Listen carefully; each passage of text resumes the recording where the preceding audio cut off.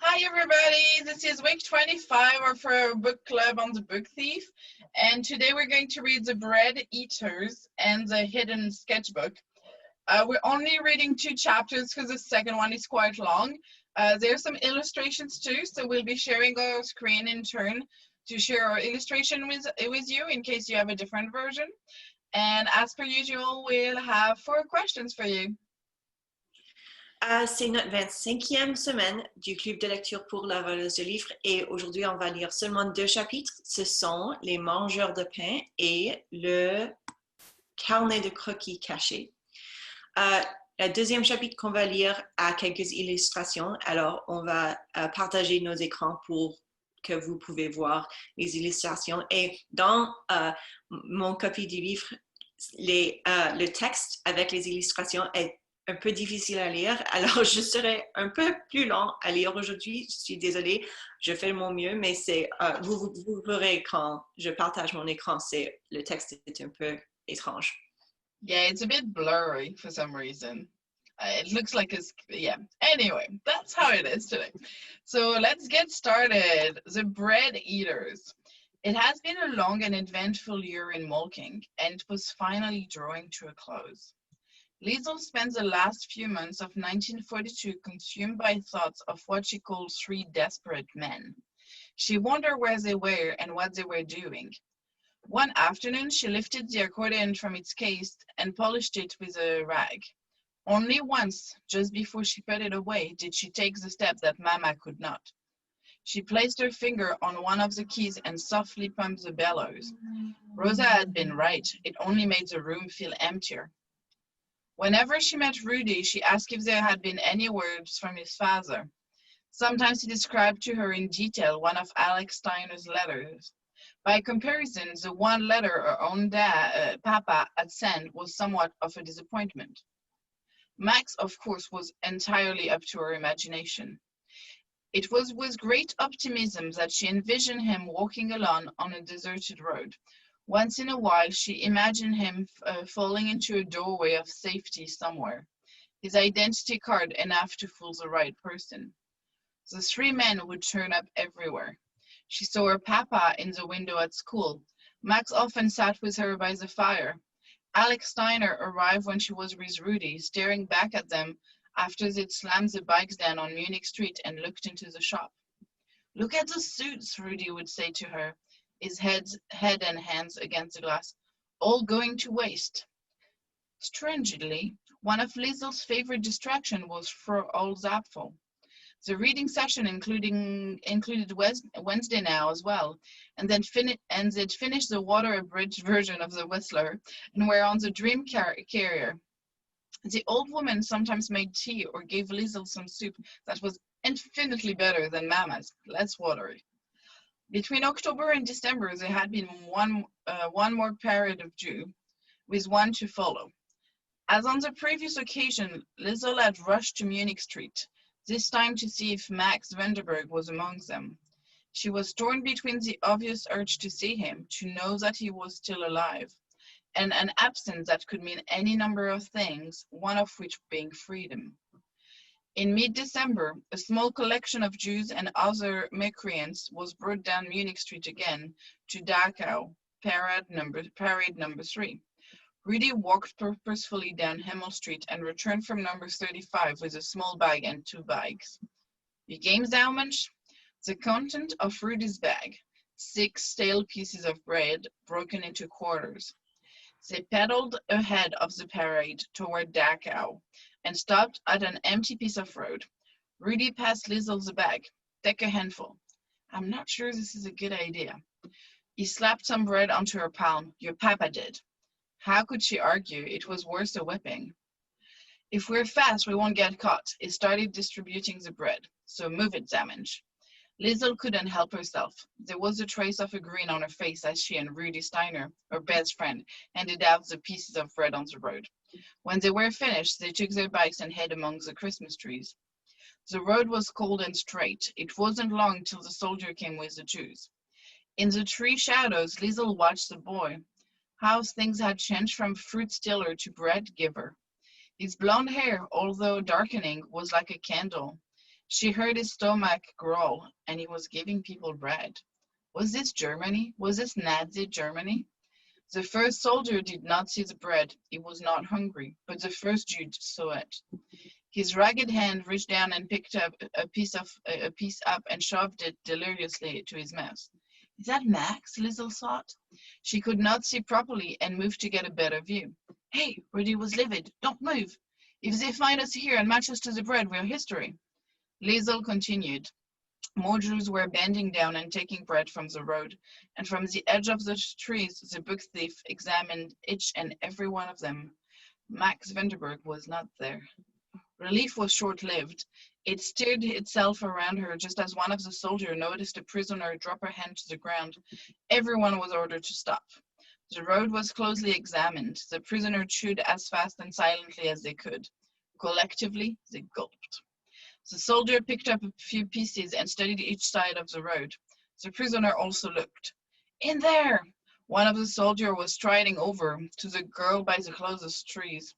Next, he saw the boy. Both began to run. They chose different directions under the rafters of branches and the tall ceilings of the trees.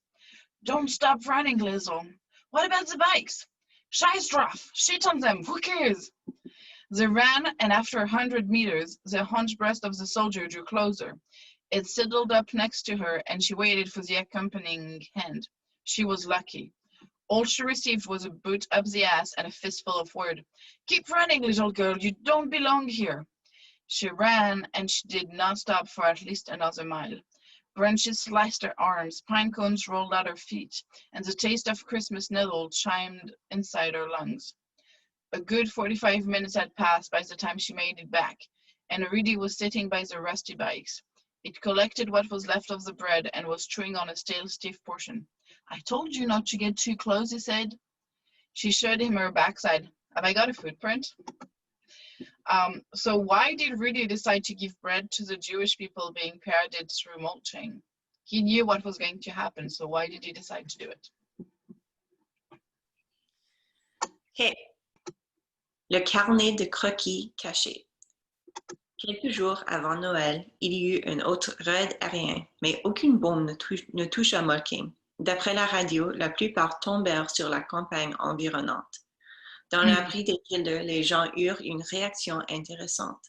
Lorsque tout le monde fut là, chacun s'assit d'un air solennel et attendit. Les regards étaient tournés vers Liesel. La voix de papa résonna dans sa tête. S'il y a d'autres raids aériens, continue à lire dans l'abri. Elle laissa passer quelques minutes pour être sûre que c'était ce qu'il voulait. Rudy parla au nom des autres. Lies, Mensch. Elle ouvrit le livre et, une fois encore, les mots allèrent à la rencontre des occupants de l'abri. L'alerte terminée, Liesel se retrouva dans la cuisine avec sa maman. Rosa arborait un air préoccupé et ne tarda pas à quitter la pièce en prenant un couteau au passage. « Viens avec moi, dit-elle. » Dans le salon, elle s'approcha de son matelas et releva le drap du dessous. Sur le côté de la toile, il y avait une fente cousue, pratiquement indéclable.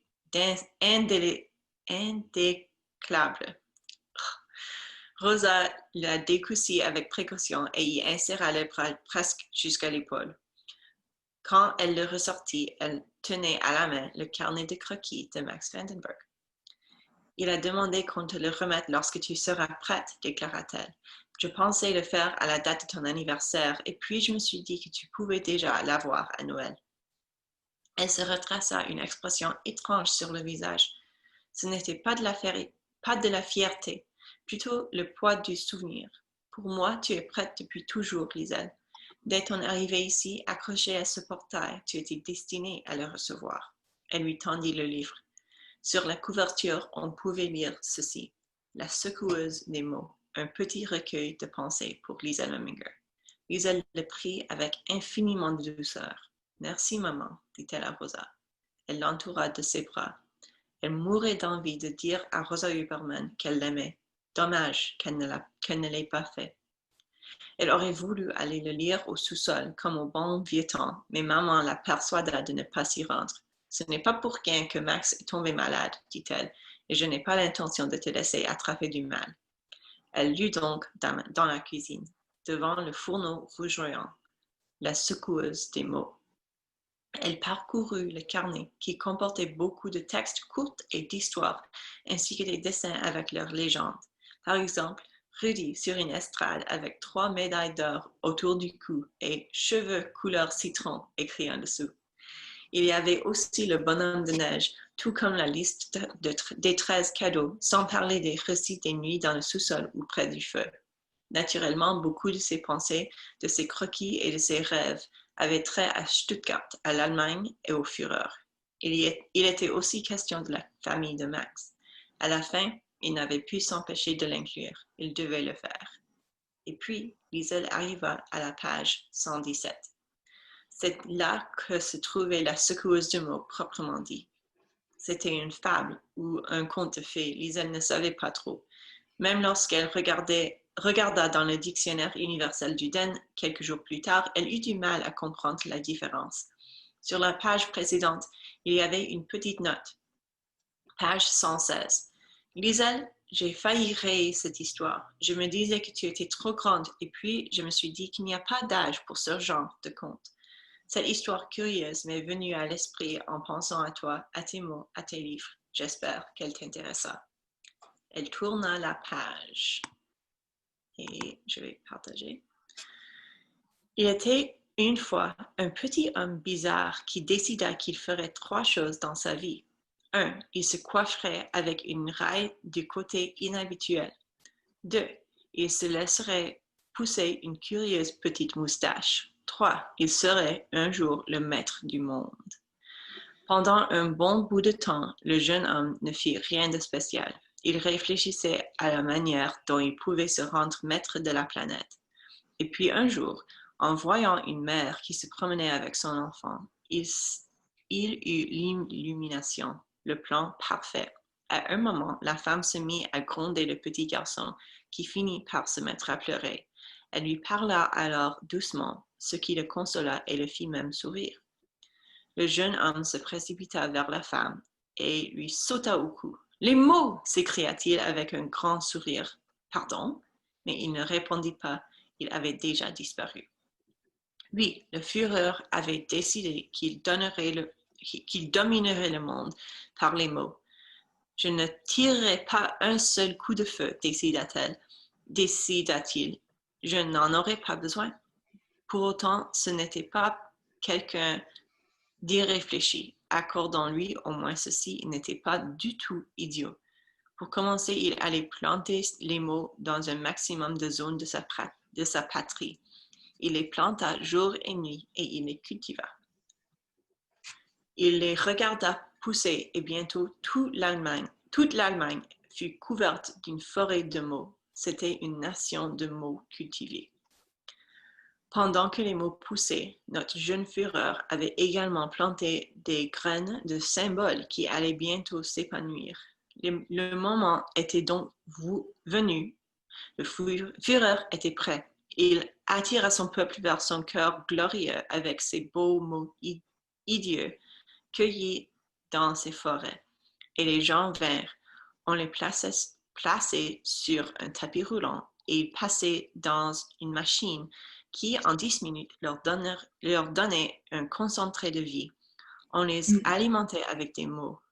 Le temps cessait d'exister et ils savaient désormais tout ce qu'ils devaient savoir. Ils étaient hypnotisés. Ensuite, on les équipait avec leurs symboles et tout le monde était heureux. And now it's going to be my turn to share my screen.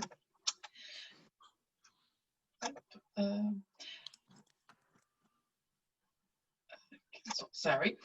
Soon the demand for the lovely, ugly words and symbols increased to such a point that as the forest grew, many people were needed to maintain them. Some were employed to climb the trees and throw the words down to those below. They were then fed directly into the remainder of the Führer's people, not to mention those who came back for more. The people who climbed the trees were called word shakers.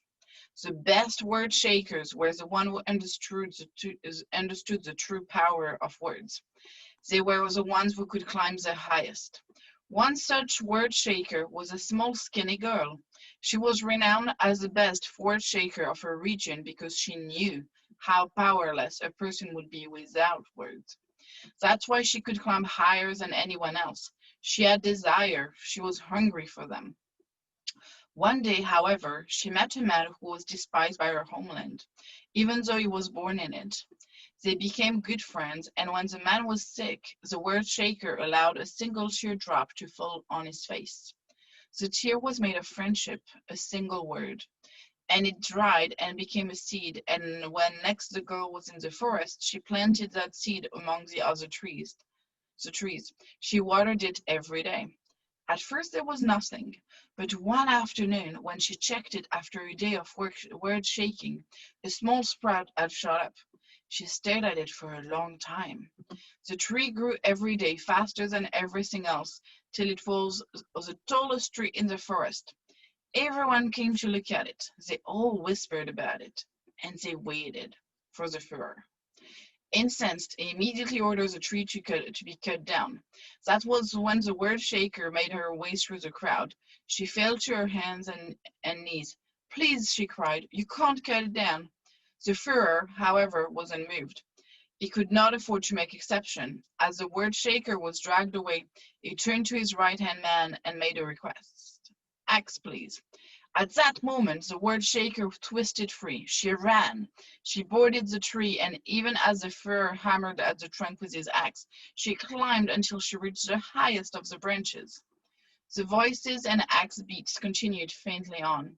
Clouds walked by, like white monsters with gray hearts. Afraid but stubborn, the word shaker remained. She waited for the tree to fall. But the tree would not move. Many hours passed, and still the furrower's axe could not take a single bite out of the trunk. In a state nearing collapse, he ordered another man to continue. Days passed. Weeks took over. 196 soldiers could not make any impact on the word shaker's tree. But how does she eat? The people asked. How does she sleep?